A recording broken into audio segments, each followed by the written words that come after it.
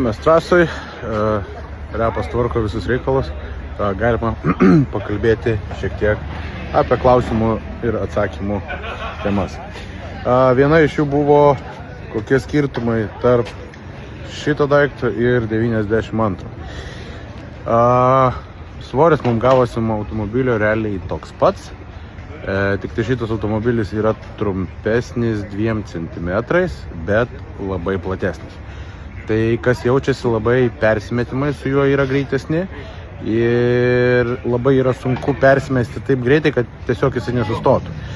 Toks vaizdas, kad tas plotis pagerina persimetimo sustojimą. Tai va, daugiau papasakot, turbūt reiktų daugiau išbandyti visko, bet kadangi mes tiesiai į varžybas, tai man patinka greitesni persimetimai ir kaip stovi automobilis trasoje. Ką turim? Šiandien pagaliau susitikau su teisėjais, pakalbėjau. Tai pagrindinis faktas, dėl ko pralašiau, kad ant pasistatymo neatsidariau gazo. Nes nebuvo dūmų, taip jie pasakė. Bet teoriškai buvo atsidaryta, tai kiek aš matau, kiek aš atsimenu bet dūmų nebuvo, greičiausiai dėl to, kad važiavau ant linijos. Tai va, jiem kaip tą nuspręsti irgi yra sudėtinga. Tai tas sprendimas yra toks ir neginčiamas realiai, tai nežinau. Reikia lėčiau statytis ir iš karto atsidaryti pilnu gazu ir važiuoti. Be rankinio tada būsi 100% tikras. Tai va, net nežinau, turbūt bandysiu gal šį etapą statytis ne iš Mandžo, tiesiog iš Klačkyko atvažiavęs ir be rankinio, be nieko, o tik tai lėtai atvažiuosiu. Tai, nes realiai vertinamas yra taip pat ar iš Klačkyko, ar iš rankinio. Tai šitam automobilį mes neturim jack sistemos, naudojam donkratą. Jeigu klausimas yra kodėl, tai todėl, kad tiesiog pradžiai neplanavom, po to, kai jau norėjom, buvo per vėlų, nes reikia adaptuoti kėbulą ir pritaikyti jack sistemą. Tai nusprendėm, kad šitas automobilis bus be jos ir važiuosim be jos. Ar tai sukelia nepatogumų? Man ne. Jiem gal kažkiek. Tai ir plus lengvesnis gaunasi. Tai dėl to ir... Tai tokia ta istorija.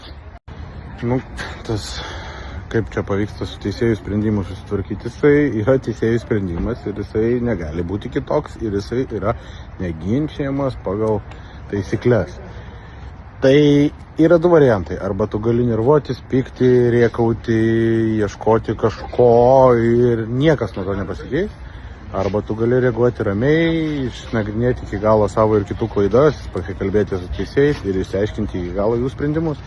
Tai va, yra 2 opcijos. Tai aš labiau linkęs tiesiog bandyti nesinervuoti, ramiai reaguoti į jų sprendimus ir bandyti su jais išsiaiškinti ir kitame etape arba kituose etapuose nedaryti tam tikrų klaidų, kurių jie nenori, kad darytume, arba kad daryti taip, kad jie nematytų.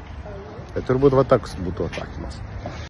Šiandienos turim nugalėtoją, tai yra pagal svorį Eimantas Kemburėlis.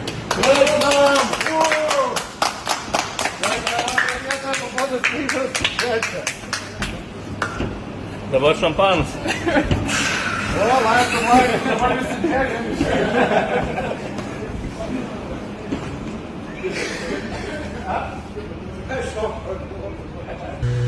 Tai sveikučiai. Sakiau, updeitinsiu, kas kaip iš ryto nieko nedėjau, bet visą dieną realiai prie mašinos. Tai didžiąją dalį darbo padariau. Liko dar smulkmena su priekiu Nu ir viskas, ir rytdienai būsim pasiruošę lėkti.